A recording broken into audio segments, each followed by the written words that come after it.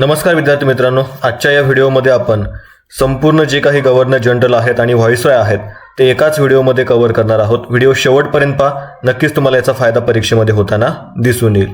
चला तर मग सुरुवात करूयात. सगळ्यात आधी तुम्हाला हे जे काही गव्हर्नर जनरल असतील किंवा बंगालचा गव्हर्नर असेल, बंगालचा गव्हर्नर जनरल असेल किंवा भारताचा गव्हर्नर जनरल, व्हाईसरॉय, हे जे काही सगळे पदं आहेत ते कधी बदलले आणि मग त्यानुसार पहिला व्यक्ती कोण होता ह्या बाबी आधी स्पष्ट करून घेऊया, जेणेकरून तुम्हाला आणखी प्रोसेस जी आहे ती पुढे सोपी होऊन जाईल.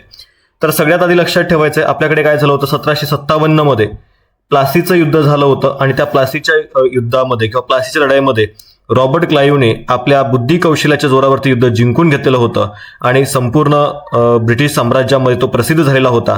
आणि एकंदरीतच त्या प्लासीच्या युद्धानंतर म्हणजे 1757 मध्ये या रॉबर्ट क्लाईव्हला काय बनवण्यात आलं होतं, बंगालचा गव्हर्नर बनवण्यात आलं होतं. ठीक आहे. 1757 ते 1773 या दरम्यान बंगालचा प्रथम गव्हर्नर कोण होता, रॉबर्ट क्लाईव्ह होता, हे लक्षात ठेवा. त्यानंतर पुढे आपल्याकडे येतो 1773चा रेग्युलेटिंग ऍक्ट. त्या 1773च्या रेग्युलेटिंग ऍक्टनुसार हा जो काही बंगालचा गव्हर्नर होता तो आता काय बनतो, बंगालचा गव्हर्नर जनरल बनतो. आणि पहिला बंगालचा गव्हर्नर जनरल कोण होता, वॉरेन हेस्टिंग होता, लक्षात ठेवा. त्यानंतर पुढे आपल्याकडे 1833 मध्ये जो काही चार्टर ऍक्ट आहे तो त्या ठिकाणी करण्यात येतो आणि त्या चार्टर ऍक्टनुसार हा बंगालचा गव्हर्नर जनरल काय बनतो, भारताचा गव्हर्नर जनरल बनतो. आणि पहिला भारताचा गव्हर्नर जनरल कोण होता मित्रांनो, विल्यम बेंटिंग होता, तो मुद्दा लक्षात ठेवा. त्यानंतर 1857च्या उठावानंतर 1858चा कायदा करण्यात येतो आणि त्या 1858च्या कायद्यानुसार भारताच्या गव्हर्नर जनरलला भारताचा व्हाईसरॉय असं बनवण्यात येतं किंवा पदनाम जे आहे ते चेंज केलं जातं. गव्हर्नर जनरल जो आहे तो आता भारताचा व्हाईसरॉय म्हणून ओळखला जाणार होता आणि पहिला भारताचा व्हाईसरॉय कोण असेल तर कॅनिंग असेल. त्यानंतर पुढे असा सुद्धा प्रश्न विचारले गेलेत आपल्याला की भारताचा शेवटचा व्हाईसरॉय कोण. 1947 मध्ये आपल्या भारताने स्वातंत्र्य मिळवलं आणि स्वातंत्र्यानंतर भारतात जो काही शेवटचा त्या ठिकाणी व्हाईसरॉय राहिला होता तो होता लॉर्ड माउंटबॅटन. आणि स्वातंत्र्यानंतर भारताचा पहिला आणि शेवटचा गव्हर्नर जनरल कोण होता मित्रांनो, माउंटबॅटन होता. ठीक आहे. स्वतंत्र भारताचा पहिला आणि ब्रिटिशांचा शेवटचा गव्हर्नर जनरल जर विचारलं तर माउंटबॅटन. त्याचबरोबर लक्षात ठेवा 1947 नंतर स्वतंत्र भारताचे पहिले आणि स्वतंत्र भारताचे शेवटचे भारतीय गव्हर्नर जनरल कोण, तर त्याचं उत्तर असेल सी राजगोपालाचारी. ठीक आहे. आता इथं काय आहे तर स्वतंत्र भारताचा पहिला आणि ब्रिटिशांच्या शेवटचा गव्हर्नर जनरल तो माउंटबॅटन असेल. म्हणजे स्वतंत्र भारताचा पहिला गव्हर्नर जनरल माउंटबॅटन बनलेला होता आणि स्वतंत्र भारताचा पहिला भारतीय गव्हर्नर जनरल जर विचारलं तर त्याचं उत्तर असणार आहे तुमच्याकडे सी राजगोपालाचारी. ठीक आहे. तर ज्यांना याचं स्क्रीनशॉट घ्यायचं आहे तुम्ही स्क्रीनशॉट सुद्धा त्या ठिकाणी घेऊ शकता मित्रांनो. या स्क्रीनशॉटच्या माध्यमातून तुम्ही नंतर सुद्धा हे लक्षात ठेवू शकता. तर वळूयात आपल्या पुढच्या त्या ठिकाणी याच्याकडे. सगळ्यात आधी आपण काय करणार आहोत तर रॉबर्ट क्लाईव्ह जो आहे त्या रॉबर्ट क्लाईव्ह बद्दल त्या ठिकाणी जी काही महत्त्वपूर्ण इन्फॉर्मेशन असेल ती जाणून घेणार आहोत. मग याच्यामध्ये लक्षात ठेवायचं आहे 1744 मध्ये हा जो काही रॉबर्ट क्लाईव्ह आहे तो भारतामध्ये ईस्ट इंडिया कंपनीचं जे काही सगळ्यात खालचं पद होतं ते म्हणजे रायटरचं पद, लक्षात ठेवा. तो ईस्ट इंडिया कंपनीमध्ये एक साधा रायटर म्हणून त्या ठिकाणी इथे आलेला होता.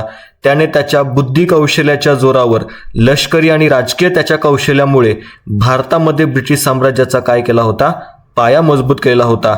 आणि इथे जे काही सर्वोच्च पद होतं ते म्हणजे बंगालचा गव्हर्नर ते त्यानं मिळवलेलं होतं. म्हणजे सुरुवातीला तो एकदम साध्या पदावर भारतामध्ये आलेला होता, मात्र त्याच्या या सगळ्या कौशल्याच्या जोरावर त्यानं काय केलं होतं, इथलं प्रमुख पद जे आहे ते मिळवलेलं होतं. त्याच्याच काळामध्ये तो एका घटनेमुळे खूप त्या ठिकाणी प्रसिद्धीस आलेला होता, तो म्हणजे अर्काटचा वेढा, लक्षात ठेवा. म्हणजे या रॉबर्ट क्लाईव्हकडे फक्त 200 युरोपियन सैनिक होते आणि 300 भारतीय सैनिक होते. इतक्या कमी सैनिकांच्या जोरावर त्यानं काय केलं होतं, अर्काटला वेढा त्या ठिकाणी टाकलेला होता. आणि या युद्धामध्ये ब्रिटिशांचं पारडं जे आहे ते जड बनलेलं होतं. म्हणजे अशक्यप्राय विजय जो होता तो त्याने त्याच्या लष्करी वर्चस्वाने किंवा एकंदरीतच त्याच्या बुद्धी कौशल्याने त्याने काय केलं होतं ते आपल्या बाजूने करून घेतलं होतं. या घटनेमुळे सुद्धा तो काय झाला होता, प्रसिद्ध झालेला होता. आणि वास्तविक जी घटना त्याला देशभरामध्ये प्रसिद्ध करणारी होती ती म्हणजे प्लासीची सुद्धा लढाई इथे लक्षात ठेवा. म्हणजे 23 जून 1757 रोजी प्लासीचं जे काही युद्ध आहे ते या ठिकाणी झालं. आता प्लासीचं युद्ध कोणामध्ये झालं तर सिराज उद्दौला आणि रॉबर्ट क्लाईव्ह या दोघांमध्ये हे प्लासीचं युद्ध त्या ठिकाणी झालं होतं. युद्ध होण्यामागचं कारण काय होतं तर या ब्रिटिशांनी बंगालमध्ये काय केलं होतं, तर एक किल्ला बांधलेला होता आणि त्या किल्ल्याला त्यांनी तटबंदी जी आहे किंवा एक वखार त्यांची होती, त्याला तटबंदी त्यांनी त्या ठिकाणी उभारली होती. सिराजुद्दौलाला न विचारता त्यांनी त्याच्या प्रदेशामध्ये ही तटबंदी उभारली होती. सिराजुद्दौलाने सांगितलं की तुम्ही ही तटबंदी अशी उभारू शकत नाही, त्यामुळे त्याने ती तटबंदी त्याला पाडायला सांगितली. मात्र तरी सुद्धा त्याचं ऐकलं न गेल्यामुळे स्वतः सिराजुद्दौला काय करतो, ही तटबंदी जी आहे ती पाडायला सांगतो आणि मग परिणामी ब्रिटिश आणि सिराजुद्दौला यांच्यामध्ये संघर्षाची ठिणगी पेटते आणि मग या दोघांमध्ये प्लासी या ठिकाणी एक लढाई जी आहे ती होती. आता विशेषतः आपण या लढाईला लढाई म्हणू शकत नाही, कारण की रक्ताचा एक थेंब न सांडता फक्त आणि फक्त त्याच्या बुद्धी कौशल्याच्या जोरावर रॉबर्ट क्लाइव्हने काय केलं होतं, हे युद्ध जिंकलेलं होतं. फंद फितुरीचं तंत्र जे आहे त्याने इथं वापरलेलं होतं. म्हणजे नेमकं काय केलं होतं बघा, ज्यावेळेस रॉबर्ट क्लाइव्हचं सैन्य आणि सिराजुद्दौलाचं सैन्य या प्लासीच्या रणभूमीमध्ये होतं, त्यावेळेस या ठिकाणी या सिराजुद्दौलाचा जो काही सेनापती होता मीर जाफर, याला सिराजुद्दौलाने आदेश दिले होते आक्रमणाचे. मात्र हा मीर जाफर जो आहे तो जाग्यावरून हल्लाच नाही, कारण की तो काय झाला होता, रॉबर्ट क्लाइव्हने त्याला काय केलं होतं, फितूर केलेलं होतं. म्हणजेच त्याला आमिष दाखवलं होतं की जर तू या युद्धामध्ये मला मदत करशील तर मी सिराजुद्दौलाचा आपण पराभव करूयात आणि मग बंगालचं जे काही नवाब पद आहे हे तुला देईन. यामुळे हा मीर जाफर जो आहे तो काय झाला होता, त्या ठिकाणी फितूर झालेला होता. आणि मग त्यानुसार हे इथं युद्ध काही लढलंच गेलं नाही. आणि जसं या सिराजुद्दौला कळालं की हा मीर जाफर फितूर झाला, सिराजुद्दौलाने रणभूमी सोडून तो पळायला लागला आणि मग या मीर जाफरचा जो काही मुलगा होता मीर मदान याने सिराजुद्दौलाचा पाठलाग करून त्याची त्या ठिकाणी हत्या केली होती. आणि अशा पद्धतीनं या रॉबर्ट क्लाइव्हने फंद फितुरीने हे प्लासीचं युद्ध जे आहे ते जिंकलेलं होतं. त्यानंतर प्लासीच्या युद्धानंतर म्हणजे 1757 नंतर त्याला काय करण्यात आलं होतं, बंगालचा गव्हर्नर त्या ठिकाणी बनवण्यात आलं होतं. ठीक आहे, त्याची पहिली कारकीर्द जर आपण बघितली तर प्लासीच्या विजयानंतर त्या ठिकाणी याची कारकीर्द सुरुवात होते. 1757 ते 1760 या काळामध्ये तो प्रथम बंगालचा गव्हर्नर बनतो. त्यानंतर तो 1765 ते 1767 हा त्याचा दुसरा कार्यकाळ असतो आणि त्यानुसार म्हणजे असे 2 कार्यकाळ त्याचे इथे काय होते, भारतामध्ये होते. पुढे आणखी एक महत्त्वाचं आपल्याला सांगता येतं ते म्हणजे इकडे एक लढाई झाली होती मित्रांनो, लक्षात ठेवा.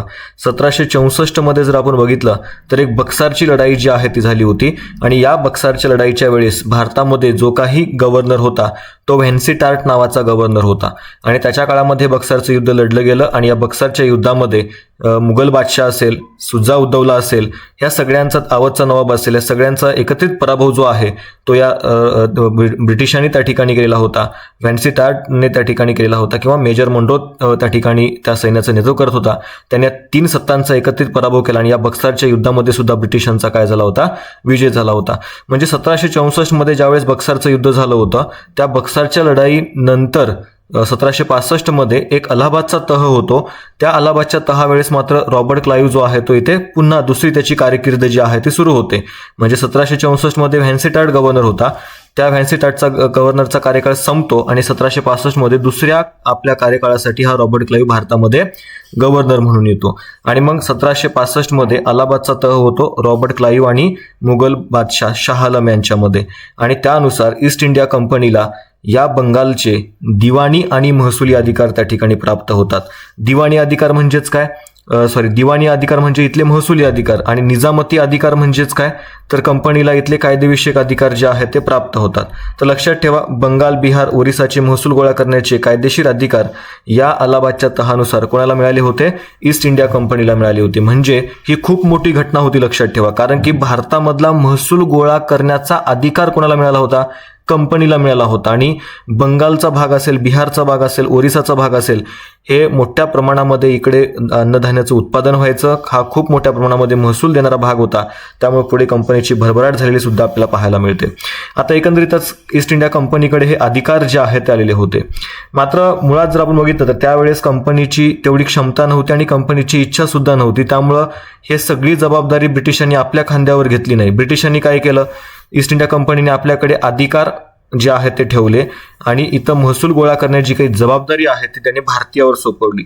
म्हणजे लक्षात ठेवा, त्याने दुहेरी शासन व्यवस्था जी आहे ती इथं निर्माण केली होती. कोणी, रॉबर्ट क्लाइव्ह. प्रश्न तुम्हाला आलेला आहे की दुहेरी शासन व्यवस्था कोणी निर्माण केली, तर दुहेरी शासन व्यवस्था निर्माण करणारा होता रॉबर्ट क्लाइव्ह. आता रॉबर्ट क्लाइव्हने काय केलेलं आहे, तर आपल्याकडे अधिकार ठेवले, म्हणजे ईस्ट इंडिया कंपनीने आपल्याकडे अधिकार ठेवले, मात्र जबाबदारी भारतीयांच्या खांद्यावर दिली. मग याच्यामध्ये भारतीय सुद्धा होते आणि ब्रिटिश सुद्धा होते, त्यामुळे याला दुहेरी शासन व्यवस्था असं त्या ठिकाणी नाव जे आहे ते देण्यात आलेलं होतं. तो मुद्दा लक्षात ठेवा.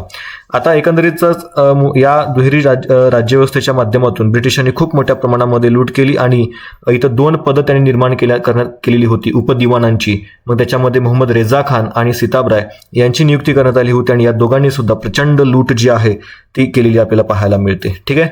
त्याचबरोबर ईस्ट इंडिया कंपनीचं जे काही उत्पन्न आहे ते कुठेतरी कमी जास्त होत होतं. मग त्याला कळालं की कंपनीचे जे काही कर्मचारी आहेत ते काय करतायत, भ्रष्टाचार करतायत. म्हणून त्यानं काय केलं होतं, एक सोसायटी ऑफ ट्रेडची स्थापना केली होती. कोणी? रॉबर्ट क्लाइव्हने. कशाची स्थापना केली? सोसायटी ऑफ ट्रेडची स्थापना केली. आणि या सोसायटी ऑफ ट्रेडला काही वस्तूंचा व्यापार करण्याची मक्तेदारी जी आहे देण्यात आली होती. त्याच्यामध्ये मीठ असेल, सुपारी असेल, तंबाखू असेल, याचे अधिकार जे आहेत ते या ठिकाणी कंपनीच्या कर्मचाऱ्यांना मिळाले होते. सोसायटी ऑफ ट्रेडच्या माध्यमातून तो या वस्तूंचा व्यापार करत होते आणि यातून मिळणारा नफा जो आहे तो आपापल्यामध्ये वाटून घेणार होते. मात्र पूर्वी कंपनीचे कर्मचारी काय करायचे, तर वैयक्तिक व्यापार करायचे. मात्र आता या सोसायटी ऑफ ट्रेडच्या माध्यमातून ते काय करत होते, सामूहिक लूट करत होते. मग पुढच्या काळामध्ये ही सोसायटी ऑफ ट्रेड सुद्धा त्यांनी काय करून टाकलं होतं, बंद करून टाकलं होतं. तो मुद्दा लक्षात ठेवा. खाजगी व्यापारावर रॉबर्ट क्लाइव्हने बंदी घातलेली होती. कोणाकडून भेट वस्तू घेण्यास सुद्धा त्याने त्या ठिकाणी बंदी घातलेली होती. आणि असं करून त्याला इथे काय करायचं होतं, प्रामाणिक प्रशासनाचं तत्व लागू करायचं होतं. म्हणजे त्याच्या काळामध्ये प्रशासकीय सुधारणा आणि भ्रष्टाचार निर्मूलनासाठी प्रयत्न जो आहे या रॉबर्ट क्लाइव्हने केलेला आपल्याला सांगता येतात. पुढे बघा, लष्करी सुधारणा आणि त्याच्या काळामध्येच एक उठाव झाला होता ज्याला काय म्हटलं जातं, श्वेतबंड असं त्या ठिकाणी म्हटलं जातं. लक्षात ठेवा. ओके, पांढरा उठाव किंवा आता श्वेतबंड, कारण की ते गोरे लोक होते. लक्षात ठेवा. आता मुळात या रॉबर्ट क्लाइव्हने काय केलं होतं, तर या ईस्ट इंडिया कंपनीच्या गोरे जे काही शिपाई होते त्यांना दुप्पट भत्ता त्या ठिकाणी मिळायचा. मात्र रॉबर्ट क्लाइव्हने काय केलं, तर हा भत्ता जो आहे तो बंद करून टाकला. परिणामी या गोऱ्या अधिकाऱ्यांनी, युरोपियन अधिकाऱ्यांच्या क्लाइव्हच्या निर्णयाविरुद्ध मग त्यांनी काय केलं होतं, बंड केलं होतं. त्याला आपल्याकडे श्वेतबंड किंवा पांढरा उठाव त्या ठिकाणी म्हटलं जातं, कारण की गोऱ्या सैनिकांनी हा रॉबर्ट क्लाइव्ह विरोधात केला उठाव होता, म्हणून त्याला श्वेतबंड म्हटलं जातं. तुम्हाला प्रश्न आलेला आहे की श्वेतबंड कोणत्या गव्हर्नरच्या काळात घडलं, तर ते रॉबर्ट क्लाइव्ह या गव्हर्नरच्या काळामध्ये श्वेतबंड जे आहे ते घडलेलं होतं. ठीक आहे. महाभियोग, आता मुळात लक्षात ठेवा, हा रॉबर्ट क्लाइव्ह ज्यावेळेस इथली त्याची सत्ता संपली किंवा गव्हर्नरचा कार्यकाळ संपला, तो आपल्या मायदेशी ज्यावेळेस गेला त्यावेळेस या रॉबर्ट क्लाइव्हवर महाभियोगाचा खटला जो आहे तो दाखल करण्यात आला होता. इंग्लंडमध्ये परतल्यावर प्रचंड संपत्ती जमवल्याच्या आरोपावरून संसदेमध्ये महाभियोग त्याच्यावर चालवण्यात आला. मात्र त्याचे संसदेमध्ये सगळ्या या आरोपातून त्या ठिकाणी निर्दोष मुक्तता जी आहे ती करण्यात आली. नंतरच्या काळामध्ये प्रचंड मानसिक तणावाखाली 1774 मध्ये लंडनमध्ये स्वतःवर गोळी झाडून या रॉबर्ट क्लाइव्हने काय केली होती, तर आत्महत्या केली होती. तर लक्षात ठेवा, रॉबर्ट क्लाइव्हच्या बाबतीत आपण बघितलं होतं की दुहेरी शासन व्यवस्था त्याच्या काळामध्ये लागू करण्यात आलेली होती. तो मुद्दा इथे लक्षात ठेवायचा आहे. त्याचबरोबर त्याने उपदिवाण हे पद निर्माण केलं होतं. त्याच्यावर मोहम्मद रेझा खान आणि सिताब राय या 2 भारतीयांना नेमलेलं होतं. सोसायटी ऑफ ट्रेडची त्याने स्थापना केली होती. तो मुद्दा लक्षात ठेवायचा आहे. प्लासीचं युद्ध त्याने जिंकलेलं होतं. आर्काटला वेढा त्याने घातलेला होता. या काही महत्त्वाच्या बाबी लक्षात ठेवण्याचा प्रयत्न करा. आणि इतक्या मोठ्या प्रमाणामध्ये संपत्ती कमवलेली होती, भारतातून इतका पैसा लुटलेला होता आणि तिथं जाऊन त्याने ब्रिटनच्या संसदेच्या सुद्धा जागा विकत घ्यायला सुरुवात केली होती. ठीक आहे. यानंतर आपण दुसरा जो काही पुढचा गव्हर्नर असणार आहे तो असणार आहे वॉरन हेस्टिंग. त्याच्याबद्दल या ठिकाणी जाणून घेऊयात. मित्रांनो, जर तुम्हाला हे लेक्चर आवडत असेल तर नक्की चॅनलवर सबस्क्राईब करा.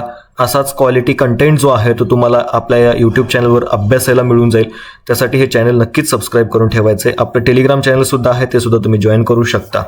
आता वॉरन हेस्टिंगच्या बाबतीत जर आपण बघितलं तर याचा कार्यकाळ लक्षात ठेवा, 1772 ते 1785 या कार्यकाळामध्ये तो भारतामध्ये गव्हर्नर म्हणजे बंगालचा गव्हर्नर म्हणून तो त्या ठिकाणी कार्य करत होता. आता सगळ्यात महत्त्वाचं म्हणजे हा गव्हर्नर होता आणि तो पुढे गव्हर्नर जनरल सुद्धा झालेला होता. ते आपण कसं झालं ते बघून घेऊयात. आता याचं जर बघितलं तर लक्षात ठेवा मित्रांनो, याचे सुद्धा 2 कार्यकाळ जे आहेत ते आपल्याला या ठिकाणी सांगता येतात. 1772 ते 1774 आणि 1774 ते 1785 असा एकंदरीत त्याचा कार्यकाळ जो आहे तो आपल्याला या ठिकाणी सांगता येतो. तो मुद्दा लक्षात ठेवा. आता 1772 मध्ये तो काय झाला होता, बंगालचा गव्हर्नर म्हणून त्या ठिकाणी भारतामध्ये दाखल झालेला होता आणि आल्याबरोबर त्यानं काय केलं होतं, दुहेरी शासन व्यवस्था जी आहे ती रद्द करून टाकलेली होती. कारण की दुहेरी शासन व्यवस्थेच्या माध्यमातून जे काही उपदिवाण नेमलेले होते ते भ्रष्टाचार करू लागले होते आणि दुहेरी शासन व्यवस्था भ्रष्ट ठरली होती. त्यामुळे संचालक मंडळाने सुद्धा त्याच्यावर टीका केली होती. म्हणून या वॉरन हेस्टिंगने आल्याबरोबर काय केलं होतं, 1772 मध्ये दुहेरी शासन व्यवस्था रद्द करून टाकली होती. ठीक आहे. आणि एक लक्षात ठेवा, एक कायदा सुद्धा आपल्याकडे करण्यात आला होता 1773चा रेग्युलेटिंग ऍक्ट. 1773च्या रेग्युलेटिंग ऍक्टनुसार बंगालचा गव्हर्नर जो होता त्या बंगालच्या गव्हर्नरला गव्हर्नर जनरल त्या ठिकाणी बनवण्यात आलं. म्हणजे बंगालचा गव्हर्नर आता बंगालचा गव्हर्नर जनरल बनलेला होता आणि त्याच्या अंडर जर आपण बघितलं तर मुंबई आणि मद्रास ह्या प्रेसिडेन्सी सुद्धा आणण्यात आलेल्या होत्या. पूर्वी ह्या प्रेसिडेन्सी स्वतंत्र होत्या, मात्र 1773च्या या रेग्युलेटिंग ऍक्टने ह्या प्रेसिडेन्सी वॉरन हेस्टिंगच्या अंडर आणण्यात आल्या होत्या. आता मुळात लक्षात ठेवा, मग बंगालचा शेवटचा गव्हर्नर कोण, वॉरन हेस्टिंग, आणि बंगालचा पहिला गव्हर्नर जनरल कोण, तर तो सुद्धा वॉरन हेस्टिंग. हा मुद्दा लक्षात ठेवा. आणि याच्या काळामध्ये 1773चा रेग्युलेटिंग ऍक्ट आला. 1773च्या रेग्युलेटिंग ऍक्टनुसार 1774 मध्ये कलकत्त्यामध्ये सुप्रीम कोर्टाची स्थापना करण्यात आली होती आणि त्या सुप्रीम कोर्टाचा मुख्य न्यायाधीश होता सर इलियास इम्पे. लक्षात ठेवायचंय. ठीक आहे. त्याचबरोबर त्याने आपण बघितलं की दुहेरी जे काही शासन व्यवस्था होती रॉबर्ट क्लाईव्हने ती सुरू केली होती आणि यामुळे मोठ्या प्रमाणामध्ये भ्रष्टाचार होऊ लागल्यामुळं वॉरन हेस्टिंगने ही दुहेरी शासन व्यवस्था रद्द करून टाकली आणि थेट कंपनीच्या हातामध्ये सगळी पॉवर जी आहे, सगळी सत्ता जी आहे ती त्याने घेतलेली होती. म्हणजे दुहेरी शासन व्यवस्थेचा अंत कधी झाला, 1772 मध्ये. कोणी केला, वॉरन हेस्टिंगने केला. आता एकंदरीतच दुहेरी शासन व्यवस्थेचा अंत केला किंवा दुहेरी शासन व्यवस्था त्यांनी रद्द केली. मग महसूल गोळा कोण करणार, तर त्याने महसूल गोळा करण्यासाठी एक नवीन पद निर्माण करण्यात आलं. त्याला नाव दिलं गेलं कलेक्टर. बघा, कलेक्टरचं काम काय होतं, तर महसूल कलेक्ट करायचा होता, महसूल गोळा करायचा होता. यासाठी त्याने जिल्हाधिकारी हे पद निर्माण केलं होतं.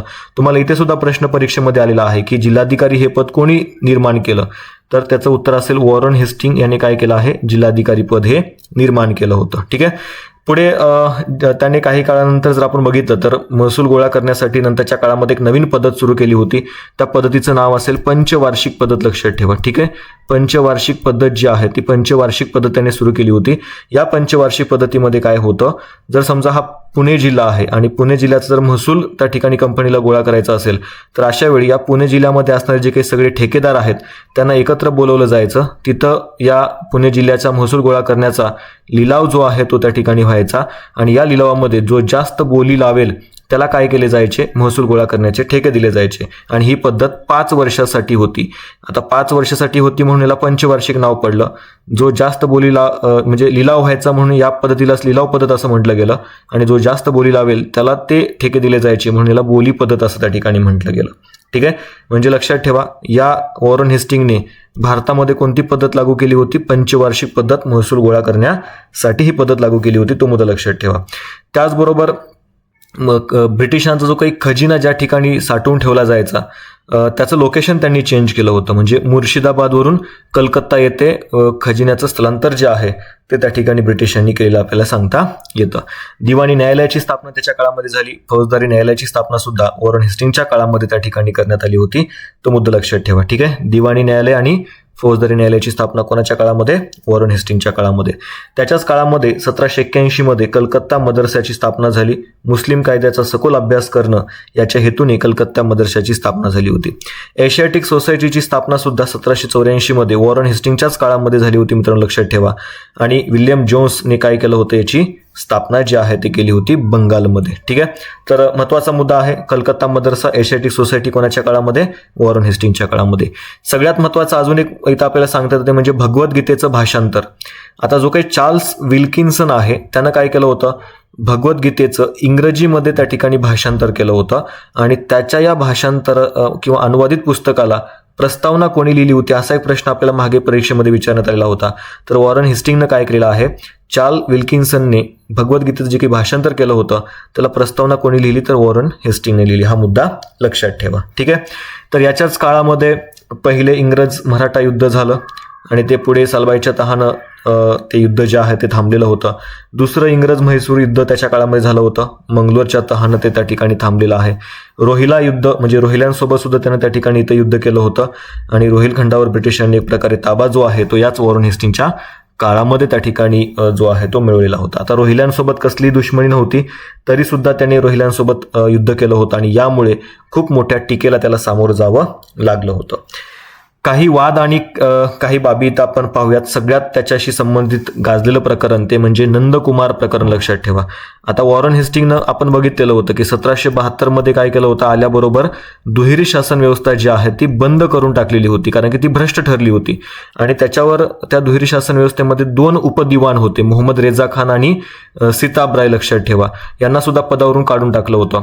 मग आता हा जो काही मोहम्मद रेजा खान आहे त्या मोहम्मद रेजा खानच्या सगळ्या व्यवस्थेमध्ये हा नंदकुमार जो आहे तो कामाला होता आणि आपल्या या मोहम्मद रेजा खानला या वॉरेन हेस्टिंगने पदावरून काढून टाकलं. हा नंदकुमारच्या मनामध्ये राग होता आणि म्हणून नंदकुमारने काय केलं होतं, हेस्टिंगवर भ्रष्टाचाराचे गंभीर आरोप केले होते आणि हा हेस्टिंग भ्रष्टाचार करत होता आणि जे काही आरोप नंदकुमारने केले होते खरे होते.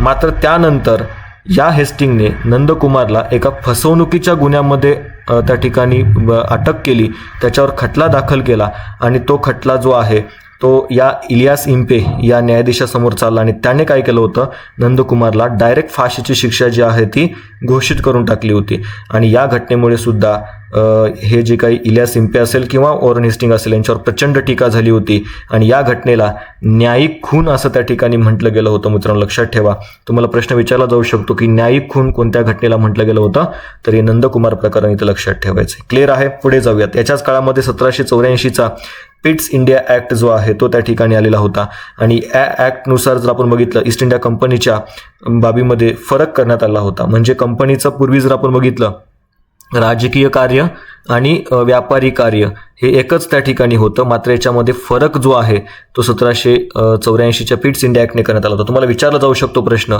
की ईस्ट इंडिया कंपनीच्या राजकीय आणि व्यापारी कार्यामध्ये फरक कधी करण्यात आला, तर 1784च्या पिट्स इंडिया ॲक्ट नंतर. ठीक आहे, तर तो मुद्दा लक्षात ठेवायचा आहे. कंपनीच्या कारभारावर नियंत्रण ठेवण्यासाठी लंडनमध्ये बोर्ड ऑफ कंट्रोलची सुद्धा स्थापना या दरम्यान झाली होती. आता आपण बघितलं होतं की ज्या पद्धतीने रॉबर्ट क्लाईव्हवर आरोप झाले होते महाभियोगाचे वगैरे त्याच्यावर आलं, तशाच पद्धतीने या वॉरेन हेस्टिंगवर सुद्धा महाभियोग जो आहे तो चालवण्यात आला होता. म्हणजे 2 लक्षात ठेवा, रॉबर्ट क्लाईव्ह आणि वॉरेन हेस्टिंग या दोघांवर इंग्लंडमध्ये महाभियोग चाललेला होता. त्याच्यावर आरोप होते. हेस्टिंग्स इंग्लंडला परतल्यावर एडमंड बर्क यांनी त्याच्यावर भ्रष्टाचार आणि गैरकारभाराचा आरोप लावून महाभियोग चालवला. ब्रिटिश इतिहासातील हा अत्यंत गाजलेला खटला होता. तब्बल 7 वर्षे हा खटला जो आहे तो चालला. पुढे 1795 मध्ये वॉरेन हेस्टिंगची सर्व आरोपातून सन्मानपूर्वक मुक्तता करण्यात आली होती. आता मुळात हे सगळे काय करत होते, ब्रिटिश साम्राज्यासाठी करत होते, त्यामुळे हे लोक सगळे त्यांना सपोर्ट करायचे, लक्षात ठेवा. ओके, पुढे जाऊयात. पुढे लॉर्ड कॉर्नवॉलिस याच्याबद्दल त्या ठिकाणी आपण अभ्यासूयात. 1786 ते 1793 हा या लॉर्ड कॉर्नवॉलिसचा कार्यकाळ होता. याच्या काळामध्ये त्याने बऱ्याचशा प्रशासकीय बाबींमध्ये सुधारणा केल्या होत्या. तो मुद्दा इथे आपण कव्हर करूयात. आता सगळ्यात महत्त्वाचं म्हणजे याने प्रशासकीय सेवांचं शुद्धीकरण जे आहे ते या ठिकाणी करायला सुरुवात केली होती. त्याने खाजगी व्यापारास मनाई केली होती. म्हणजे कोणताही कंपनीचा कर्मचारी खाजगी व्यापार करू शकणार नाही असं धोरण त्याने त्या ठिकाणी अवलंबलेलं होतं. त्याला थोडं कळत नव्हतं की कंपनीचे कर्मचारी का भ्रष्टाचार करतायत, कारण की भ्रष्टाचारामुळे कंपनीचं उत्पन्न दरवर्षी काय होत होतं, कमी कमी होत होतं. म्हणून त्याने या सगळ्या गोष्टींचा अभ्यास केला आणि त्याला जाणवलं की कंपनीच्या कर्मचाऱ्यांचा पगार जो आहे तो त्या ठिकाणी कमी आहे आणि मग त्याने पगारवाढीचा निर्णय जो आहे तो घेतलेला आपल्याला सांगता येतो. आणि प्रशासनाच्या भारतीयकरणाला सुद्धा त्याचा विरोध होता. म्हणजे प्रशासनाचं त्यानं काय केलं होतं, युरोपीयकरण केलं होतं. म्हणजे महत्त्वाचे पदं जे आहेत ते कोणाकडे असतील, ब्रिटिशांकडेच असतील याची काळजी त्याने घेतली. तुम्हाला प्रश्न विचारला जातो की प्रशासनाचे युरोपीयकरण कोणत्या गव्हर्नरनी केलं, तर ते या कॉर्नवॉलिसने केलं होतं. आता त्याने कॉर्नवॉलिस कोड जे आहे ते त्या ठिकाणी तयार केलं होतं. तो मुद्दा लक्षात ठेवा. आता मुळात एकंदरीत जर आपण बघितलं तर जिल्हाधिकारी पद जे आहे ते वॉरेन हेस्टिंगने निर्माण केलं होतं आणि या जिल्हाधिकाऱ्याकडे 2 कामं होते. एक म्हणजे महसूल गोळा करणं, दुसरं म्हणजे न्यायदानाचं काम होतं. मात्र या कॉर्नवॉलिसने जिल्हाधिकाऱ्याकडचं जे काही न्यायदानाचे अधिकार होते ते त्याने काढून घेतले. लक्षात ठेवा, त्यांच्या फक्त आणि फक्त महसूल गोळा करणं हे एकच अधिकार त्यांच्याकडे त्याने ठेवलेले होते. मग तुम्हाला प्रश्न इथे सुद्धा आयोगाने विचारलेला होता किंवा इतर बऱ्याचशा सरळ सेवेच्या एक्झाममध्ये सुद्धा तो प्रश्न आलेला आहे की जिल्हाधिकाऱ्याकडील न्यायिक शक्ती कोणी काढून घेतली, तर ती कॉर्नवॉलिसने जिल्हाधिकाऱ्याकडील न्यायिक शक्ती जी आहे ती काढून घेतली. तो मुद्दा लक्षात ठेवा. आता याच कॉर्नवॉलिसच्या काळामधली एक महत्त्वाची पद्धत त्याने सुरू केली, ती म्हणजे कायमधारा पद्धत. 1793 या कॉर्नवॉलिसने बंगाल, बिहार आणि ओरिसा तसेच वाराणसीचा काही भाग या भागामध्ये ही कायमधारा पद्धत जी आहे ती त्या ठिकाणी सुरू केलेली होती. आता या कायमधारा पद्धतीमध्ये काय स्वरूप होतं, तर इकडे ब्रिटिश सरकार त्याचबरोबर शेतकरी यांच्यामध्ये कोण होता, जमीनदार वर्ग होता. लक्षात ठेवा, जमीनदार काय करायचा, शेतकऱ्याकडून महसूल गोळा करायचा आणि तो शासनाकडे जमा करायचा. एक प्रकारे ब्रिटिश सरकारचे हे काय बनलेले होते, एजंट त्या ठिकाणी बनलेले होते. तो मुद्दा लक्षात ठेवायचा आहे. तर कायमधारा पद्धत कोणी सुरू केली, प्रश्न खूपदा आलेले आहेत. कॉर्नवॉलिस. लक्षात ठेवा, कॉर्नवॉलिसचं क आणि कायमधाराचं क तुम्ही लक्षात ठेवू शकता. आणि जर ज्यांना कन्फ्यूज होत असेल, कारण की आपल्याकडे रयतवारी त्याचबरोबर जर आपण बघितलं वेगवेगळ्या पद्धती त्या ठिकाणी महालवारी पद्धती आहेत आणि तिथं काही जण कन्फ्यूज होतं, तर अशा विद्यार्थ्यांनी लक्षात ठेवा कायमधाराचं क आणि त्या ठिकाणी कॉर्नवॉलिसचं क. कायमधारा कॉर्नवॉलिसने सुरू केली. कधी, 1793 कोणत्या भागात, बंगाल, बिहार, ओरिसा. ठीक आहे, BBA तुम्ही लक्षात ठेवू शकता किंवा BBO लक्षात ठेवू शकता. आणि मग एकंदरीतच या पद्धतीमध्ये जमीनदारांना महत्त्वाचं स्थान देण्यात आलं होतं, जमिनीचं मालक त्यांना बनवण्यात आलं होतं आणि त्यामुळं या कायमधारा पद्धतीला जमीनदारी पद्धत म्हणून सुद्धा ओळखलं जातं. पुढे बघा, या सगळ्या पद्धतीमध्ये एक महत्त्वपूर्ण बाब म्हणजे तर इथं सूर्यास्त पद्धत सुद्धा त्या ठिकाणी होती. म्हणजे कायमधारा पद्धतीमध्ये सूर्यास्त पद्धत सुद्धा होती. आता ही सूर्यास्त पद्धत कोणासाठी होती, शेतकऱ्यांसाठी होती का, तर नाही, ती होती जमीनदारासाठी. लक्षात ठेवा, म्हणजे जमीनदार वर्ग जो आहे त्यांच्यासाठी ही सूर्यास्त पद्धत होती. मग नेमकी काय पद्धत आहे बघा, जर आता बघितलं तर एखादा महिना आहे, त्या महिन्याची 30 तारीख असेल किंवा 31 तारीख असेल, तर समजा 31 तारखेचा महिना असेल, त्या 31 तारखेच्या दिवशी दिवस मावळण्याआधी किंवा सूर्य अस्ताला जाण्याआधी किंवा सूर्य मावळण्याच्या आधी जर जमीनदारांनी ब्रिटिशांकडे महसूल गोळा केला नाही, तर अशा वेळी त्यांची जमीनदारी जी आहे ती काय केली जायची, काढून घेतली जायची. ठीक आहे, म्हणजे सूर्यास्त पद्धत जी आहे ती जमीनदारांसाठी होती. तो मुद्दा लक्षात ठेवा. ठरलेल्या तारखेला सूर्य मावळण्यापूर्वी कर जर त्या ठिकाणी शासनाला जमा केला नाही, परिणामी जमीनदारांची जमीन जी आहे ती या सूर्यास्त पद्धतीनुसार जप्त केली जात होती. तो मुद्दा लक्षात ठेवायचा आहे. ठीक आहे, पुढे जाऊयात. त्याने पोलीस दलाचं आधुनिकीकरण केलं होतं, म्हणजे पोलीस सुधारणा ज्या आहेत ते यांनी त्या ठिकाणी केल्या होत्या. आता सगळ्यात आधी तर या कॉर्नवॉलिसने जिल्ह्याचं क्षेत्रफळ ठरवून घेतलं. म्हणजे दर 20 मैलावर त्याने त्या ठिकाणी पोलीस चौकी सुद्धा निर्माण केली होती.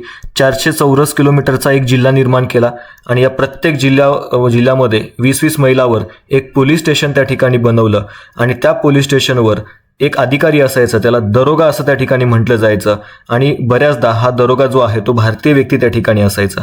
म्हणजे त्याने इतक्या छान पद्धतीने भारतामध्ये पोलीस यंत्रणा उभारलेली होती की अशा पद्धतीची पोलीस यंत्रणा ब्रिटनमध्ये सुद्धा अजून अस्तित्वात नव्हती. त्याने पोलीस सुधारणेच्या बाबतीत भारताला ब्रिटनच्या पुढे त्या ठिकाणी घेऊन गेलेला होता. तो मुद्दा लक्षात ठेवायचा. ठीक आहे, 400 चौरस किलोमीटरचे जिल्हे त्याने निर्माण केले. प्रत्येक 20 मैलावर एक पोलीस स्टेशन निर्माण केलं आणि त्यावर दरोगा नावाचा एक अधिकारी जो आहे, म्हणजे पोलीस अधिकारी जो आहे तो नेमायला सुरुवात केली होती आणि हा दरोगा सहसा भारतीय त्या ठिकाणी असायचा. तर पोलीस सुधारणा कोणाच्या काळात झाल्या मित्रांनो, किंवा पोलीस दलाचे आधुनिकीकरण कोणाच्या काळामध्ये झालं, कॉर्नवॉलिसच्या काळामध्ये. त्याचबरोबर नवीन न्यायालयीन रचना त्याने त्या ठिकाणी आणली होती, म्हणजे फिरते न्यायालय त्याने सुरू केलं होतं. आता जर आपण बघितलं तर अलीकडे भारत सरकारने सुद्धा अशा स्वरूपाचे जे काही फिरते न्यायालय आहे ते त्या ठिकाणी सुरू केलेत. मात्र ब्रिटिशांच्या काळामध्ये कॉर्नवॉलिसने काय केलं होतं, फिरते न्यायालय जे आहे त्या ठिकाणी सुरू केलं होतं. दिवाणी प्रकरणासाठी जिल्हा न्यायालयाची स्थापना सुद्धा या कॉर्नवॉलिसच्या काळामध्ये इथे झालेली आहे. त्याच्याच काळामध्ये तिसरं इंग्रज म्हैसूर युद्ध झालं होतं, लॉर्ड कॉर्नवॉलिस आणि टिपू सुलतान यांच्यामध्ये.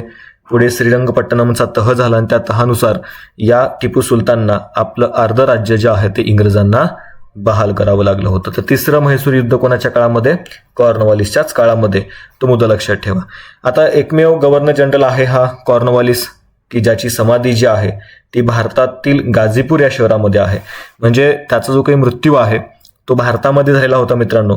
आणि भारतामध्ये मृत्यू झाल्यानंतर त्याला भारतामध्येच त्या ठिकाणी त्याच्यावर अंत्यसंस्कार करण्यात आले आणि त्याची अंत्यसंस्कार करण्यात आले आणि त्याची इथेच समाधी जी आहे ती बनवण्यात आली होती. म्हणजे असा एकमेव गव्हर्नर आहे की ज्याची भारतामध्ये काय आहे, समाधी आहे. बऱ्याचदा काय व्हायचं, भारतामध्ये जरी मृत्यू झाला तर त्याला इंग्लंडला नेलं जायचं. जसं मेयो नावाचा जो काही आपल्याकडे एक व्हाईसरॉय होऊन गेला आहे किंवा गव्हर्नर होऊन गेला आहे, त्याची हत्या भारतामध्ये झाली होती, अंदमानमध्ये झाली होती. मात्र तरीसुद्धा महिनाभराचा काळ लागला त्याला त्याच्या देशामध्ये न्यायला. मात्र त्यांनी नेलं होतं. मात्र हा जो काही कॉर्नवॉलिस आहे त्याची समाधी जी आहे ती भारताच आहे, तिथेच त्याला दफन करण्यात आलं होतं. तो मुद्दा लक्षात ठेवायचा आहे. ठीक आहे.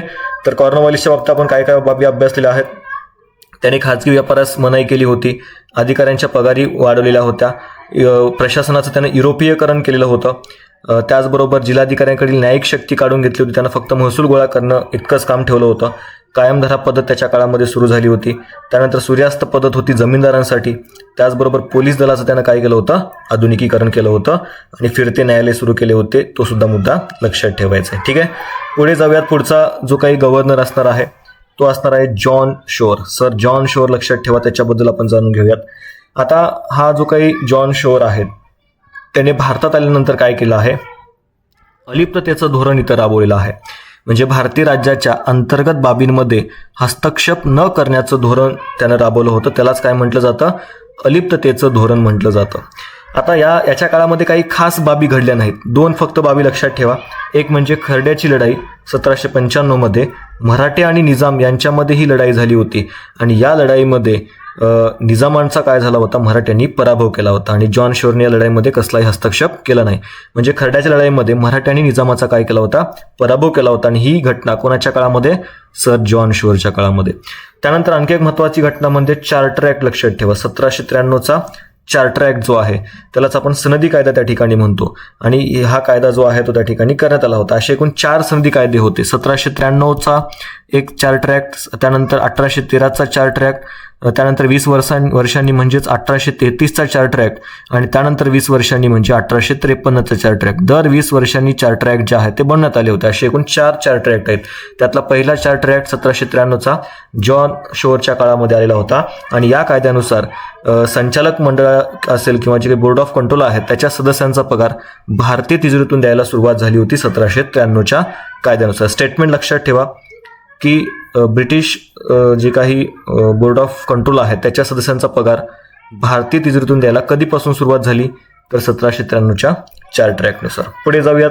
वेलेस्लीबाबत त्या ठिकाणी आपण महत्त्वपूर्ण इन्फॉर्मेशन जी आहे ती इथे जाणून घेऊयात. आता वेलेस्लीचा कार्यकाळ होता 1798 ते 1805. त्याच्या काळामध्ये असणारी एक महत्त्वपूर्ण घटना म्हणजे तैनाती फौज लक्षात ठेवा.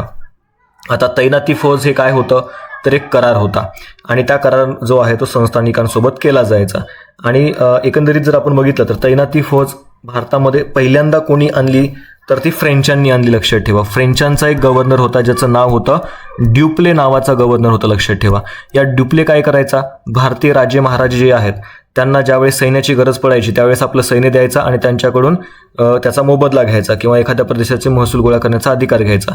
ही पद्धत ब्रिटिशांनी पाहिली. ब्रिटिशांना हे वाटलं चांगलं आणि त्यानुसार ब्रिटिशांनी ती पद्धत जी आहे ती फ्रेंचांकडून उचललेली होती. आणि वेलेस्लीच्या आधी सुद्धा ही पद्धत बऱ्याच जणांनी वापरली. बऱ्याच भारतीय ब्रिटिश गव्हर्नर जे होते त्यांनी सुद्धा ही पद्धत वापरली. मात्र या वेलेस्लीने या पद्धतीचा म्हणजे तैनाती फौजेचा इतक्या मोठ्या प्रमाणामध्ये वापर केला की ही पद्धत आपण वेलेस्लीच्याच नावासोबत जोडतो. म्हणून लक्षात ठेवा तैनाती फौज जी आहे त्याचा वापर जो कोणी केला होता, वेलेस्लीने केला होता. जर तुम्हाला विचारलं की तैनाती फौजेचा वापर करून कोणी मोठ्या प्रमाणामध्ये त्या ठिकाणी संस्थानं जी आहे ती ब्रिटिश नियंत्रणाखाली गेली होती, त्याचं उत्तर असेल लॉर्ड वेलेस्ली. ठीक आहे. तैनाती फौजेमध्ये काय व्हायचं, संस्थानिकांसोबत करार केला जायचा. त्या संस्थानिकाने जर करार स्वीकारला तर त्या संस्थानिकाला स्वतःचं सैन्य ठेवता येत नव्हतं. परकीय देशासोबत त्याला स्वतःला संबंध ठेवता येत नव्हता. ब्रिटिशांचा रेसिडेंट त्या राज्याच्या राजधानीमध्ये असायचा. तो परकीय कामकाज त्या ठिकाणी पाहायचा आणि त्या सैन्याच्या खर्चाच्या मोबदल्यामध्ये त्या संस्थानिकाला ईस्ट इंडिया कंपनीला रक्कम तरी द्यावी लागायची किंवा एखादा प्रदेश जो आहे तो त्या ठिकाणी खर्च म्हणून भागवण्यासाठी द्यावा लागायचा. तर या बाबी लक्षात ठेवा. याच्याच वेलेस्लीच्याच काळामध्ये 4थं इंग्रज म्हैसूर युद्ध त्या ठिकाणी झालं होतं आणि या 4थ्या इंग्रज म्हैसूर युद्धामध्ये 1799 मध्ये टिपू सुलतानचा मृत्यू झाला आणि म्हैसूरवर ब्रिटिशांनी काय केलं होतं, वर्चस्व निर्माण केलेलं होतं. तो मुद्दा लक्षात ठेवा. 1799 मध्ये टिपू सुलतानचा मृत्यू झाला आणि हे 4थं आणि शेवटचं इंग्रज म्हैसूर युद्ध थांबलं होतं. त्यानंतर पुढे दुसरं इंग्रज मराठा युद्ध होतं 1803 ते 5 मध्ये. आणि या युद्धादरम्यान पुढे एक वसईचा तह होतो आणि त्या वसईच्या तहानुसार हे युद्ध जे आहे ते थांबतं. फोर्ट विल्यम कॉलेजची स्थापना केली जाते कलकत्ता या ठिकाणी. तो मुद्दा सुद्धा लक्षात ठेवा. म्हणजे वेलेस्लीच्या काळामध्ये तैनाती फौज सुरू झाली, चौथं इंग्रज म्हैसूर युद्ध झालं आणि दुसरं इंग्रज मराठा युद्ध झालं आणि याच्याच काळामध्ये फोर्ट विल्यम कॉलेजची स्थापना जी आहे ती कलकत्ता या ठिकाणी झाली होती. या फोर्ट विल्यम कॉलेजचा हेतू काय होता? जे काही ब्रिटिश तरुण अधिकारी आहेत त्यांना प्रशिक्षण देणं, त्यासाठी या फोर्ट विल्यम कॉलेजची स्थापना कलकत्त्यामध्ये वेलेस्लीच्या काळामध्ये झाली होती. आणि हा वेलेस्ली स्वतःला काय म्हणायचा? बंगालचा टायगर असं त्या ठिकाणी म्हणायचं किंवा बंगालचा वाघ म्हणून तो घेत असे. तुम्हाला प्रश्न विचारला जाऊ शकतो की खालीलपैकी कोणता गव्हर्नर आहे जो स्वतःला बंगालचा वाघ म्हणून घ्यायचा? उत्तर असेल लॉर्ड वेलेस्ली. ठीक आहे मित्रांनो, आपण 2 पद्धतीच्या ज्या काही स्लाईड आहेत त्या इथे घेतलेल्या होत्या. तुम्हाला कोणती स्लाईड वाली आवडली, पहिली वाली का दुसरी वाली, तर ते तुम्ही सांगू शकता. तशा पद्धतीनं तशा स्वरूपाच्या आपण स्लाईड ज्या आहेत त्या इथे ठेवूयात. ही आपली नॉर्मल वाली आहे आणि ते जे आहे ते आपण आधुनिक जे काही तंत्रज्ञान आहे त्याचा वापर करून या ठिकाणी बनवलेला आहे. तुम्हाला कोणती चांगली वाटते ते इथे तुम्ही सांगू शकता. ठीक आहे. त्याचबरोबर पुढे जाऊयात, मिंटोच्या बाबतीत या ठिकाणी जाणून घेऊयात. आता लॉर्ड मिंटो प्रथम आहे लक्षात ठेवा, कारण की आपण बघतो की 1909 मध्ये ज्यावेळेस मोर्ले मिंटो सुधारणा कायदा होता तिथे सुद्धा एक मिंटो नावाचा व्हाईसरॉय आलेला होता. मात्र हा काय आहे? लॉर्ड मिंटो प्रथम आहे, जो की 1807 ते 1813 या काळामध्ये होता. याच्या काळामध्ये ब्रिटिशांनी जे काही पंजाब आहे तिथला जो काही रणजित सिंग आहे यांच्यासोबत एक तह केला होता, अमृतसरचा तह. ओके.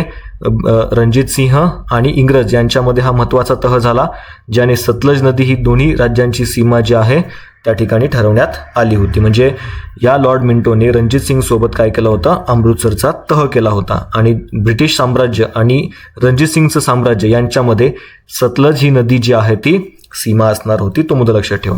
त्यानंतर मिंटोच्याच काळामध्ये चार्टर ॲक्ट जो आहे 1813चा चार्टर ॲक्ट जो आहे तो पारित करण्यात आला आणि या कायद्यानुसार ईस्ट इंडिया कंपनीची काही व्यापारी मक्तेदारी आहे ती अंशतः रद्द करण्यात आली होती. तो मुद्दा लक्षात ठेवा. अंशतः रद्द का?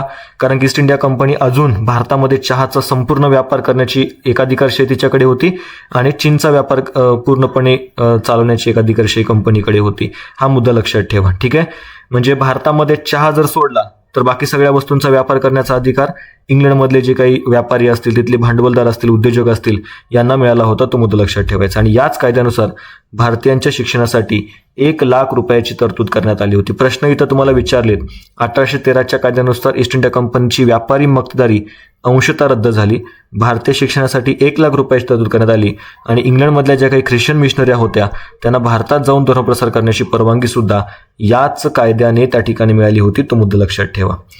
पुढे जाऊयात, लॉर्ड हेस्टिंग या ठिकाणी आहे. या हेस्टिंगचा कार्यकाळ जर आपण बघितला 1813 ते 1823 या काळामध्ये हा लॉर्ड हेस्टिंग बंगालचा गव्हर्नर जनरल म्हणून त्या ठिकाणी आलेला होता. आणि एकंदरीत जर आपण बघितलं तर आक्रमक विस्तारवादी धोरण जे आहे ते त्याने स्वीकारलेलं होतं. एकंदरीत लक्षात ठेवा, नेपाळसोबत त्याने युद्ध केलं आणि हे युद्ध जे आहे ते पुढे सुगौलीचा जो काही तह आहे त्या तहाने त्या ठिकाणी संपलं. प्रश्न इथे सुद्धा तुम्हाला विचारलेला होता की नेपाळ आणि इंग्रज यांच्यातलं युद्ध कोणत्या तहाने थांबलं? तर सुगौलीचा तह लक्षात ठेवा मित्रांनो. प्रश्न इथे आलेला आहे, नेपाळ आणि इंग्रज यांच्यामधलं युद्ध कोणत्या तहाने संपलं? सुगौलीच्या तहाने संपलं. त्यानंतर तिसरं इंग्रज मराठा युद्ध जे आहे ते याच हेस्टिंगच्या काळामध्ये झालं आणि 1818 मध्ये मराठा साम्राज्याचा पूर्णपणे पराभव या ठिकाणी झाला. पेशवे पद जे आहे ते त्या ठिकाणी रद्द करण्यात आलं आणि दुसरे जे काही बाजीराव होते यांना त्या ठिकाणी यांचं संस्थान जे आहे ते ब्रिटिश साम्राज्यामध्ये जोडून त्यांना विटूर या ठिकाणी पाठवण्यात आलं होतं पेन्शनवर. ओके.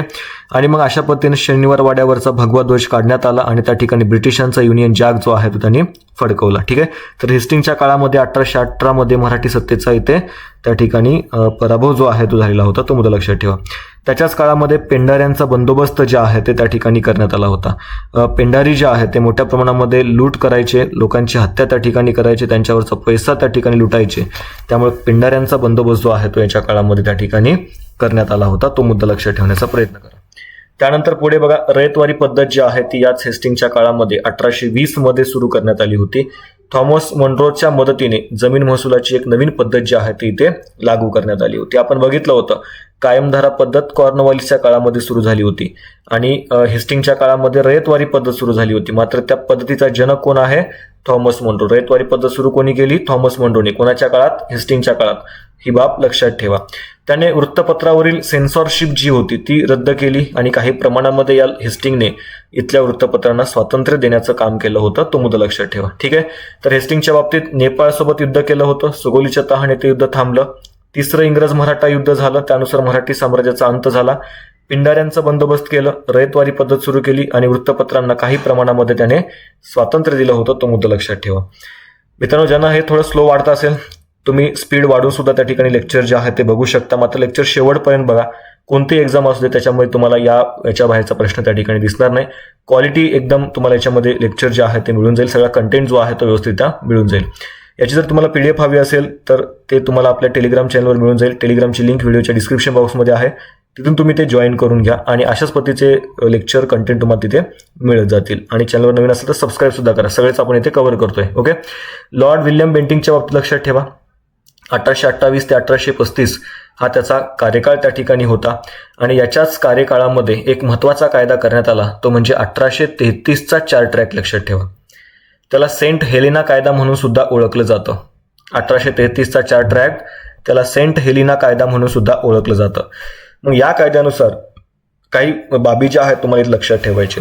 या कायद्यानुसार 1833च्या कायद्यानुसार सगळ्यात महत्त्वाचा बदल म्हणजे हा जो काही बंगालचा गव्हर्नर जनरल होता मित्रांनो, हा बंगालचा गव्हर्नर जनरल आता काय बनला? भारताचा गव्हर्नर जनरल त्या ठिकाणी बनला. म्हणजे 1833च्या 4 ट्रॅकनुसार बंगालच्या गव्हर्नर जनरलला भारताचा गव्हर्नर जनरल त्या ठिकाणी बनवण्यात आला आणि पहिला भारताचा गव्हर्नर जनरल कोण बनला? विल्यम बेंटिंक बनला. हा मुद्दा लक्षात ठेवा. 1833च्या 4 ट्रॅकनुसार ईस्ट इंडिया कंपनीची काही व्यापारी मक्तेदारी होती ती पूर्णतः रद्द करण्यात आली. कारण की चहा आणि चीनसोबतचा व्यापार करण्याचा अधिकार सुद्धा आता इंग्लंडमधल्या सगळ्या व्यक्तींना देण्यात आला होता. त्यामुळे ईस्ट इंडिया कंपनीची भारतातली व्यापारी मक्तेदारी 1833च्या कायद्याने पूर्णतः रद्द झाली. त्याचबरोबर 1833च्या कायद्यानुसार भारतीय शिक्षणासाठी 10 लाख रुपयाची तरतूद करण्यात आली होती. मग ते भारतीय शिक्षण असेल, साहित्य असेल किंवा इतर सगळ्या बाबी त्याच्यामध्ये आल्या. त्यानंतर कुर्ग जे काही संस्थान आहे त्याने खालसा केलं. मेकॉलेचा जो काही शिक्षणाचा झिरपता सिद्धांत आहे तो सुद्धा त्याने या ठिकाणी राबवला. तो मुद्दा लक्षात ठेवा.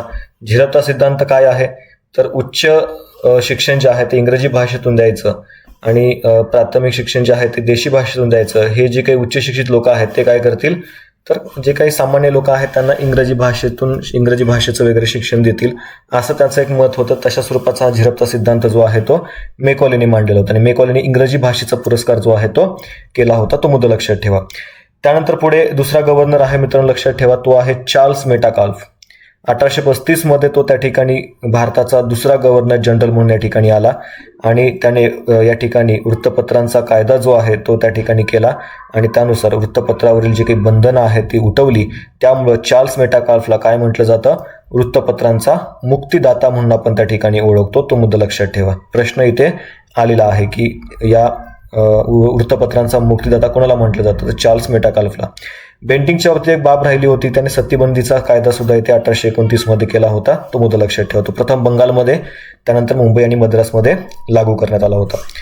पुढे जाऊयात. लॉर्ड हार्डिंग जर आपण बघितलं, लॉर्ड हार्डिंग पहिला याच्याबाबत जाणून घेऊयात. 1844 ते 1848 हा त्याचा कार्यकाळ होता आणि याच्या कार्यकाळामध्ये पहिलं इंग्रज शीख युद्ध जे आहे ते झालं होतं आणि हार्डिंगच्याच काळामध्ये सरकारी कार्यालयांना रविवारची सुट्टी जी आहे ती इथे देण्यात आली होती. तो मुद्दा लक्षात ठेवा. ठीक आहे. आता मुळात जर आपण बघितलं तर सरकारी कार्यालयांना म्हणजे सरकारी कर्मचाऱ्यांना रविवारची सुट्टी या हार्डिंगच्या काळामध्ये त्या ठिकाणी मिळाली होती. मात्र जर तुम्हाला विचारलं की कामगारांना रविवारची सुट्टी कधी मिळाली तर 23 जून 1890 रोजी कामगारांना रविवारची सुट्टी मिळाली होती. कोणामुळे? तर ते नारायण मेघाजी लोखंडे यांच्यामुळे. ठीक आहे. तर विल्यम बेंटिंकच्या काळामध्ये 1833चा 4 ट्रॅक त्या कायद्यानुसार भारताचा पहिला गव्हर्नर जनरल बनला. त्याच्या काळामध्ये सत्तीबंदीचा कायदा आणण्यात आला. कुर्ग राज्य त्याने खालसा केलं. मेकॉलेचा झिरपता सिद्धांत इथे राबवला होता. चार्ल्स मेटाकाल्फ वृत्तपत्रांचा मुक्तिदाता आणि लॉर्ड हार्डिंगच्या काळामध्ये पहिलं इंग्रज शीख युद्ध आणि त्याने रविवारची सुट्टी कार्यालयांना सरकारी कार्यालयांना लागू केली होती. तो मुद्दा लक्षात ठेवायचा आहे. यानंतर पुढे जाऊयात मित्रांनो.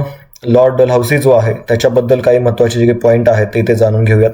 1846 ते 1856 हा या लॉर्ड डलहौसीचा कार्यकाळ होता.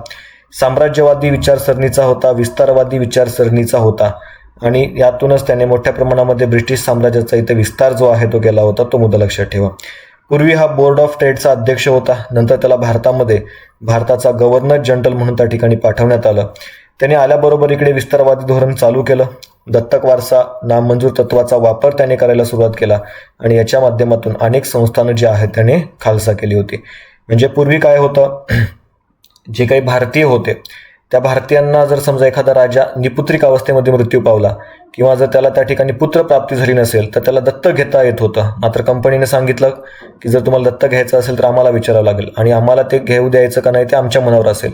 आणि मग त्यांना वाटायचं, जिथे वाटायचं की ते संस्थान आपल्याला जोडून घ्यायचं, तिथे ते दत्तक वारसा जे आहे म्हणजे दत्तक जे आहे ते घेऊ द्यायचे आणि ते संस्थान खालसा करायचे आणि आपल्या साम्राज्याला जोडून घ्यायचे.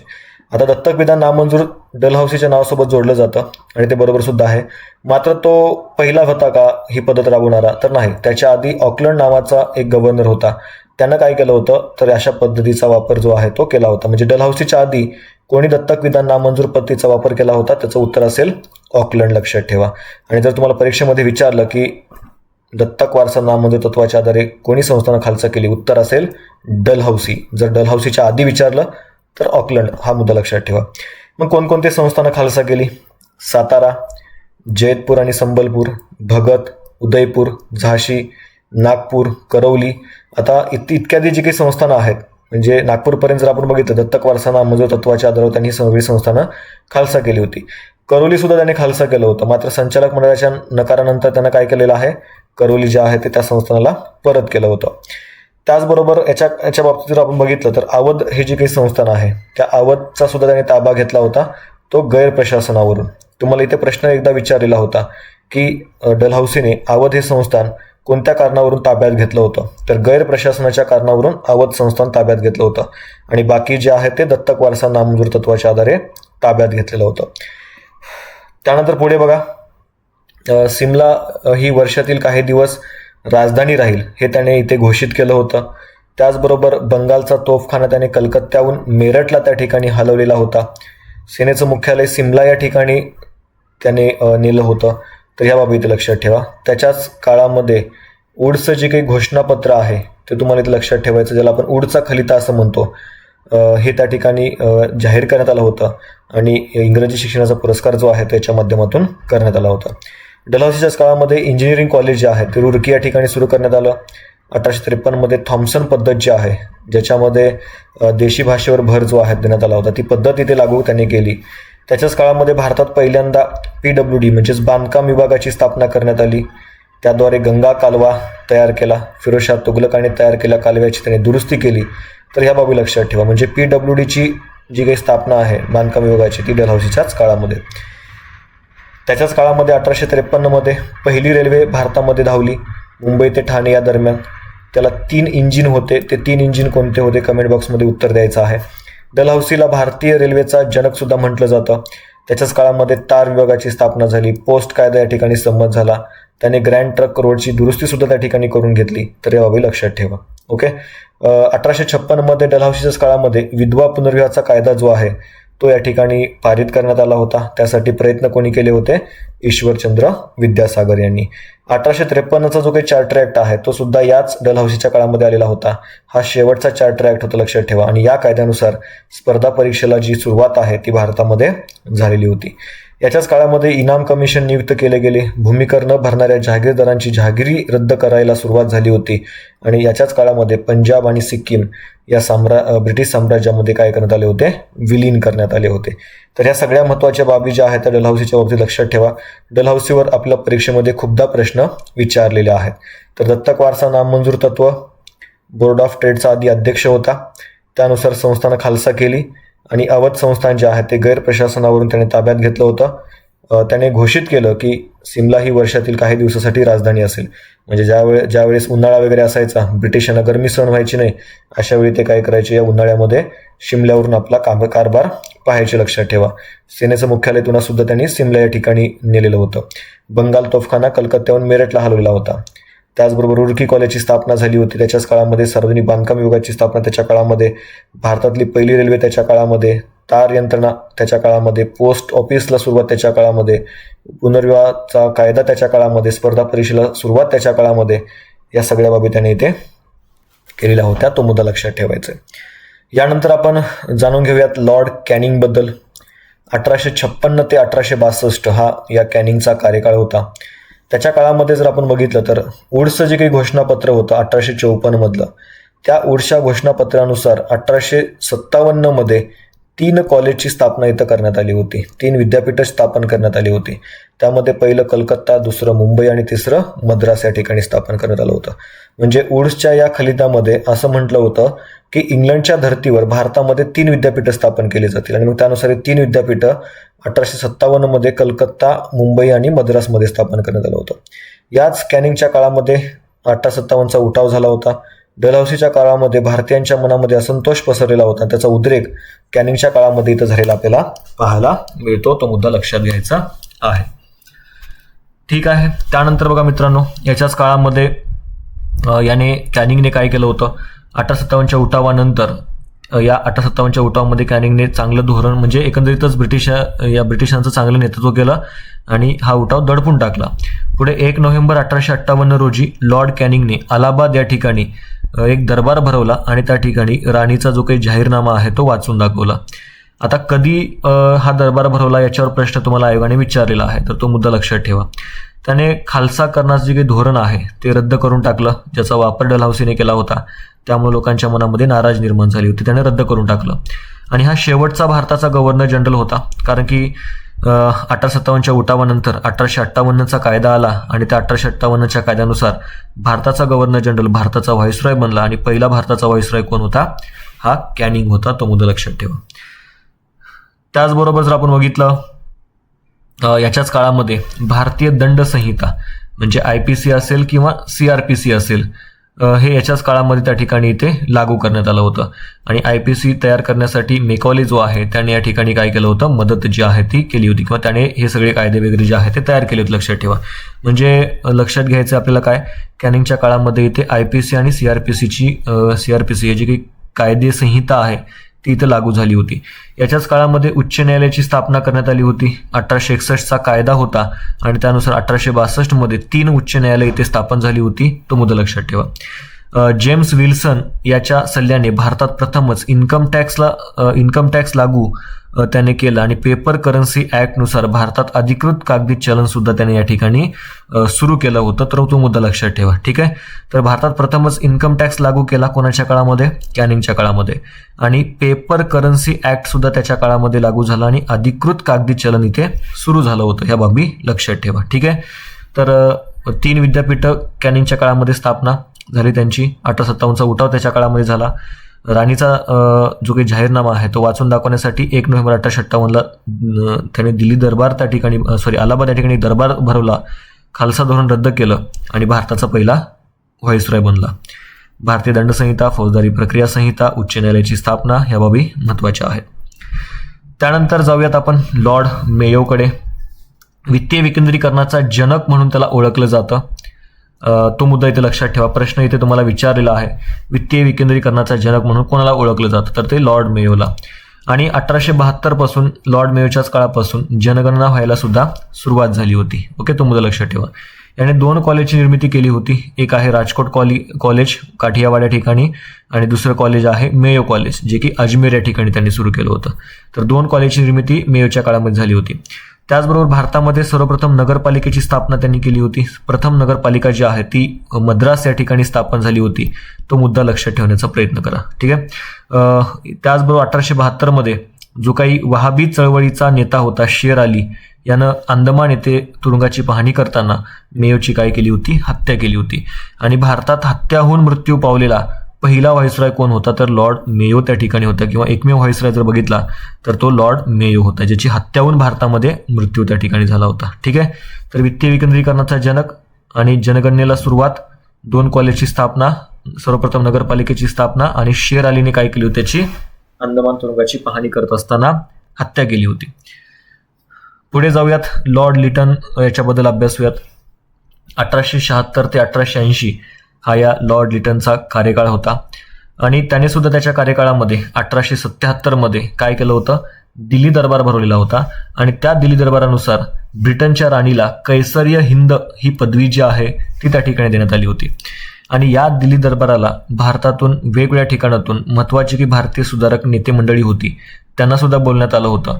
आणि इथेच जर आपण बघितलं तर आपले जे काही गवा जोशी आहेत, सार्वजनिक काका जे आहेत, ते सुद्धा याला उपस्थित होते.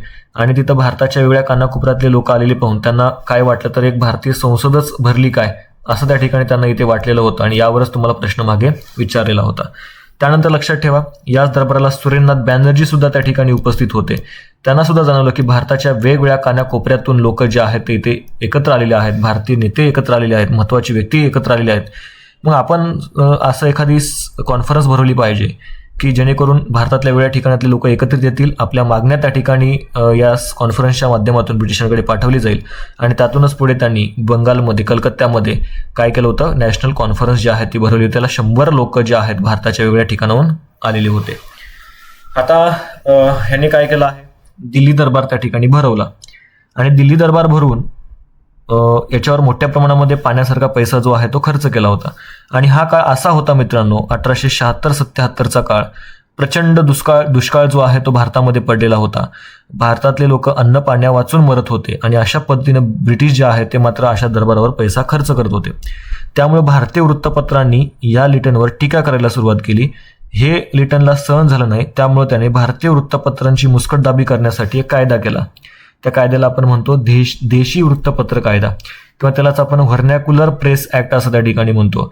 आणि हा कायदा फक्त आणि फक्त भारतीय भाषेतून प्रकाशित होणाऱ्या वृत्तपत्रांनाच लागू होत होता. इंग्रजी भाषेतून प्रकाशित होणाऱ्या वृत्तपत्रांना तो लागू नव्हता. हा मुद्दा लक्षात ठेवा, ठीक आहे.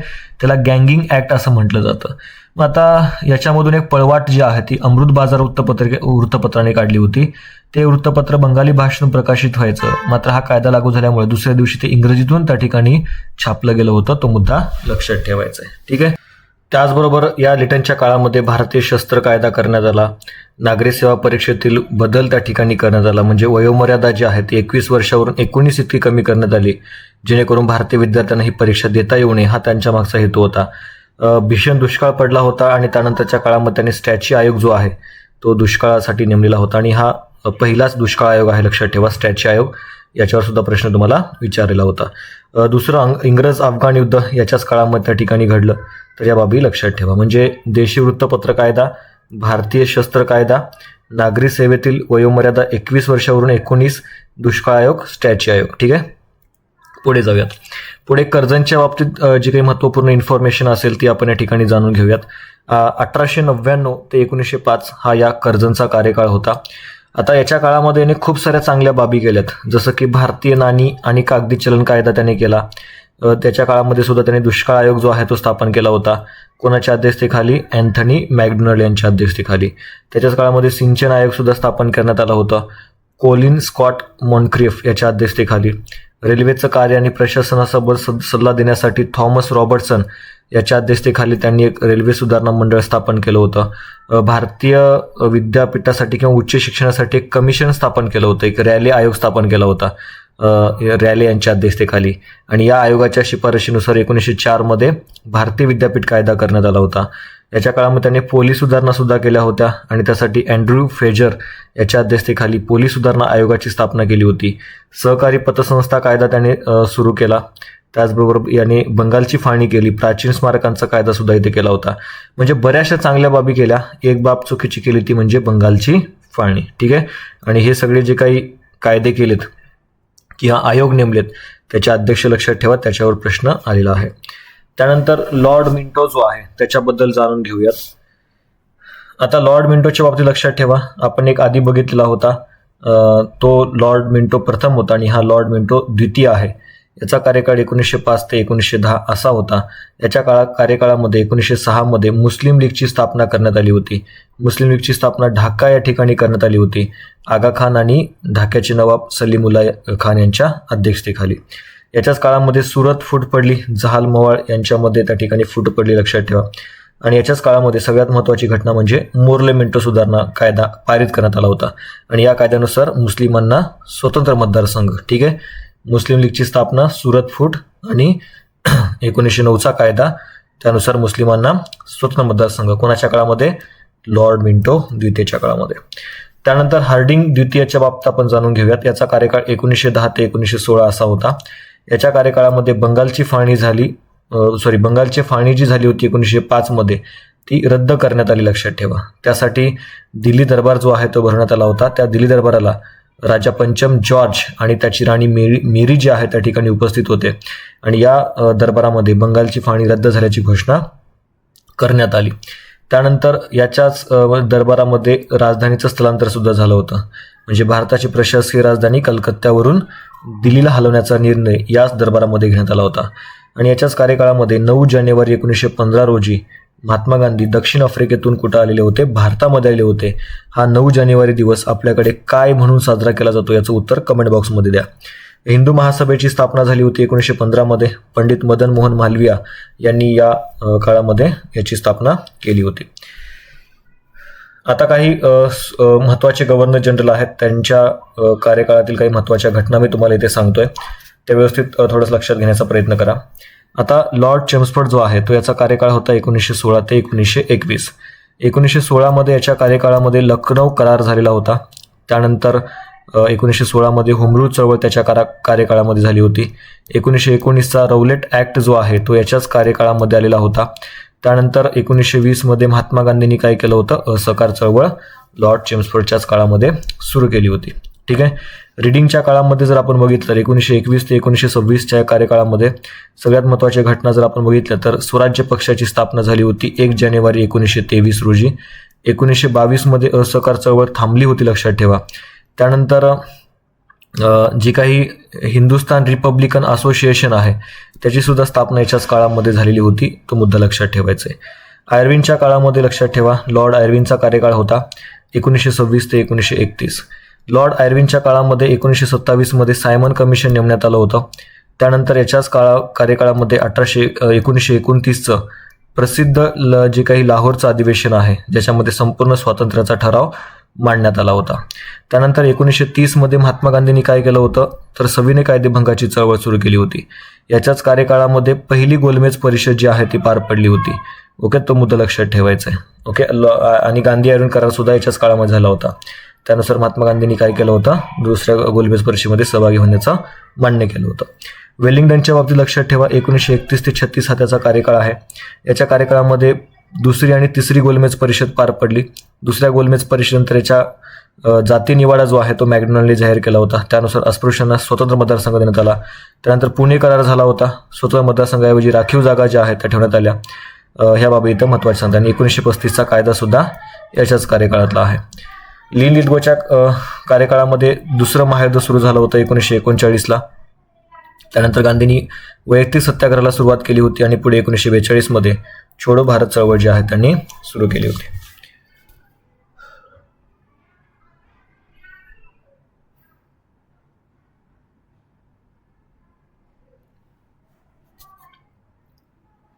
पुढे बघूयात वेव्हेल याच्या बाबतीत जाणून घ्या. 1943 ते 1947 त्याचा कार्यकाळ होता. वेव्हेल योजना त्यांनी सादर केली. सिमला या ठिकाणी परिषद त्या ठिकाणी बोलवलेली होती. याच्याच काळामध्ये कॅबिनेट मिशन प्लान जे आहे ते भारतात आलेलं होतं, त्याला आपण त्रिमंत्री योजना सुद्धा म्हणतो. जिनांनी थेट कृती दिन म्हणजे डायरेक्ट ॲक्शन डे जो आहे तो घोषित केला होता 16 ऑगस्ट 1946ला. हंगामी सरकारची स्थापना सुद्धा वेव्हेलच्या कार्यकाळामध्ये करण्यात आली होती. पुढे लॉर्ड माउंटबॅटन बाबत लक्षात ठेवा 1947 मार्च 1947 ते 19 ऑगस्ट 1947 हा त्याचा कार्यकाळ होता. भारताचा शेवटचा ब्रिटिश व्हाईसरॉय होता आणि बॅटननेच काय केलं होतं तर फाळणीची योजना त्या ठिकाणी घोषित केली होती. त्याला 3 जूनची योजना म्हणून सुद्धा ओळखलं जातं. आणि या फाळणीच्या योजनेनुसार भारत आणि पाकिस्तान या 2 स्वतंत्र देशाच्या निर्मितीची अधिकृत घोषणा जी आहे ती करण्यात आली होती. आणि मग पुढे भारतीय स्वातंत्र्याचा कायदा 1947. आता ब्रिटनच्या संसदेमध्ये हा कायदा संमत करण्यात आला. 14 ऑगस्टला पाकिस्तान आणि 15 ऑगस्टला आपला भारताने स्वातंत्र्य मिळवलं, तो मुद्दा इथे लक्षात ठेवायचा. आणि त्यानंतर लॉर्ड माउंटबॅटन हा स्वतंत्र भारताचा पहिला गव्हर्नर जनरल होता आणि शेवटचा ब्रिटिश गव्हर्नर जनरल होता, तो मुद्दा लक्षात ठेवा. ठीक आहे. तर अशा पद्धतीनं मित्रांनो हे जे काही सगळे गव्हर्नर जनरल होते आणि व्हाईसरॉय होते ते डिटेलमध्ये आपण कव्हर केले आहेत. अजून तुम्हाला कोणत्या टॉपिकवर व्हिडिओ हवे असतील ते सुद्धा कमेंट बॉक्समध्ये सांगू शकता. आणि याची PDF हवी असेल तर टेलिग्राम चॅनल आहे, त्याची लिंक व्हिडिओच्या डिस्क्रिप्शन बॉक्समध्ये आहे. ते तुम्हाला PDF डिटेलमध्ये मिळून जाईल. त्याचबरोबर चॅनलवर नवीन असाल तर नक्की चॅनलला सबस्क्राईब करा. थांबूयात. Thank you so much.